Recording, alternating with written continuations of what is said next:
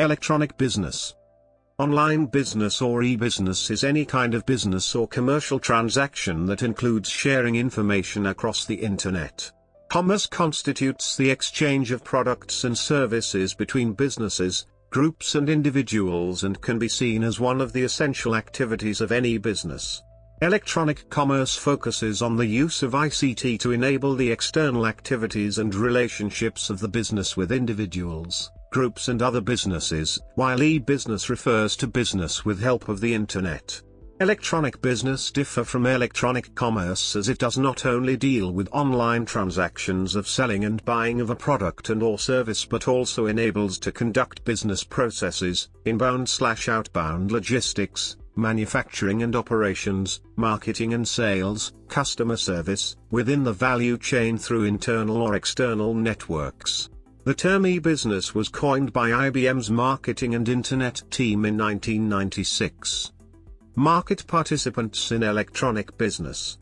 Electronic business can take place between a very large number of market participants. It can be between business and consumer, private individuals, public administrations or any other organizations such as NGOs. These various market participants can be divided into three main groups: 1. Business, B. 2. Consumer, C. 3. Administration, A. All of them can be either buyer or service provider within the market. There are 9 possible combinations for electronic business relationships. B2C and B2B belong to e-commerce, while A2B and A2A belong to e-government sector that is also a part of electronic business. History. One of the founding pillars of electronic business was the development of the Electronic Data Interchange, EDI, Electronic Data Interchange. This system replaced traditional mailing and faxing of documents with the digital transfer of data from one computer to another, without any human intervention. Michael Aldrich is considered as the developer of the predecessor to online shopping. In 1979, the entrepreneur connected a television set to a transaction processing computer with a telephone line and called it teleshopping, meaning shopping at distance. From the mid-90s, major advancements were made in the commercial use of Internet. Amazon, which launched in 1995, started as an online bookstore and grew to become nowadays the largest online retailer worldwide, selling food, toys, electronics, apparel and more. Other successful stories of online marketplaces include eBay or Etsy. In 1994, IBM, with its agency Ogilvy and Mather, began to use its foundation in IT solutions and expertise to market itself as a leader of conducting business on the Internet through the term e-business.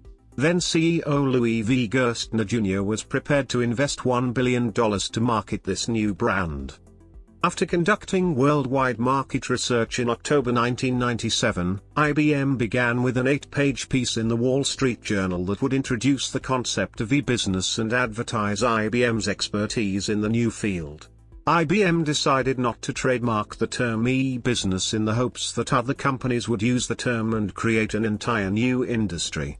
However, this proved to be too successful, and by 2000, to differentiate itself, IBM launched a $300 million campaign about its e-business infrastructure capabilities. Since that time, the terms e-business and e-commerce have been loosely interchangeable and have become a part of the common vernacular.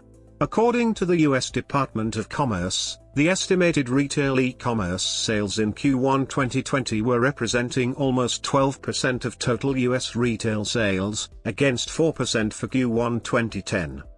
Business model. The transformation toward e-business is complex, and in order for it to succeed, there is a need to balance between strategy, an adapted business model, e-intermediary, marketplaces, right processes, sales, marketing, and technology, supply chain management, customer relationship management. When organizations go online, they have to decide which e-business models best suit their goals. A business model is defined as the organization of product, service and information flows, and the source of revenues and benefits for suppliers and customers. The concept of e-business model is the same but used in the online presence. Revenue model. A key component of the business model is the revenue model or profit model, which is a framework for generating revenues. It identifies which revenue source to pursue, what value to offer, how to price the value, and who pays for the value. It is a key component of a company's business model. It primarily identifies what product or service will be created in order to generate revenues and the ways in which the product or service will be sold. Without a well-defined revenue model, that is, a clear plan of how to generate revenues, new businesses will more likely struggle due to costs which they will not be able to sustain. By having a revenue model, a business can focus on a target audience, fund development plans for a product or service, establish marketing plans, begin a line of credit and raise capital. E-commerce. E-commerce, short for electronic commerce, is trading in products or services using computer networks, such as the Internet. Electronic commerce draws on technologies such as mobile commerce, electronic funds transfer, supply chain management, Internet marketing, online transaction processing, electronic data interchange, EDI, inventory management systems, and automated data collection. Modern electronic commerce typically uses the World Wide Web for at least one part of the transaction's life cycle, although it may also use other technologies such as email. Concerns. While much has been written of the economic advantages of Internet-enabled commerce, there is also evidence that some aspects of the Internet such as maps and location-aware services may serve to reinforce economic inequality and the digital divide. Electronic commerce may be responsible for consolidation and the decline of mom-and-pop, brick-and-mortar businesses resulting in increases in income inequality. Author Andrew Keen, a longtime critic of the social transformations caused by the Internet, has recently focused on the economic effects of consolidation from Internet businesses, since these businesses employ much fewer people per dollar of sales than traditional retailers. Security. E-business systems naturally have greater security risks than traditional business systems, therefore it is important for e-business systems to be fully protected against these risks. A far greater number of people have access to e-businesses through the Internet than would have access to a traditional business. Customers, suppliers, employees, and numerous other people use any particular e-business system daily and expect their confidential information to stay secure. Hackers are one of the great threats to the security of e-businesses. Some common security concerns for e-businesses include keeping business and customer information private and confidential, authenticity of data, and data integrity. Some of the methods of protecting e-business security and keeping information secure include physical security measures as well as data storage, data transmission, antivirus software, firewalls, and encryption to list a few. Privacy and confidentiality. Confidentiality is the extent to which businesses makes personal information available to other businesses and individuals. With any business, confidential information must remain secure and only be accessible to the intended recipient. However, this becomes even more difficult when dealing with e-businesses specifically. To keep such information secure means protecting any electronic records and files from unauthorized access, as well as ensuring safe transmission and data storage of such information. Tools such as encryption and firewalls manage this specific concern within e-business. Authenticity. E-business transactions pose greater challenges for establishing authenticity due to the ease with which electronic information may be altered and copied. Both parties in an e-business transaction want to have the assurance that the other party is who they claim to be, especially when a customer places an order and then submits a payment electronically. One common way to ensure this is to limit access to a network or trusted parties by using a virtual private network, VPN, technology. The establishment of authenticity is even greater when a combination of techniques are used, and such techniques involve checking something you know, i.e. password or PIN, something you need, i.e. credit card, or something you are, i.e. digital signatures or voice recognition methods. Many times in e-business, however, something you are is pretty strongly verified by checking the purchase as something you have, i.e. credit card, and something you know, i.e. card number. Data integrity. Data integrity answers the question, can the information be changed or corrupted in any way? This leads to the assurance that the message received is identical to the message sent.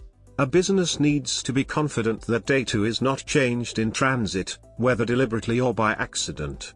To help with data integrity, firewalls protect stored data against unauthorized access, while simply backing up data allows recovery should the data or equipment be damaged. Non-repudiation. This concern deals with the existence of proof in a transaction. A business must have assurance that the receiving party or purchaser cannot deny that a transaction has occurred, and this means having sufficient evidence to prove the transaction. One way to address non-repudiation is using digital signatures. A digital signature not only ensures that a message or document has been electronically signed by the person, but since a digital signature can only be created by one person, it also ensures that this person cannot later deny that they provided their signature. Access control. When certain electronic resources and information is limited to only a few authorized individuals, a business and its customers must have the assurance that no one else can access the systems or information. There are a variety of techniques to address this concern, including firewalls, access privileges, user identification and authentication techniques, such as passwords and digital certificates, virtual private networks, VPN, and much more. Availability.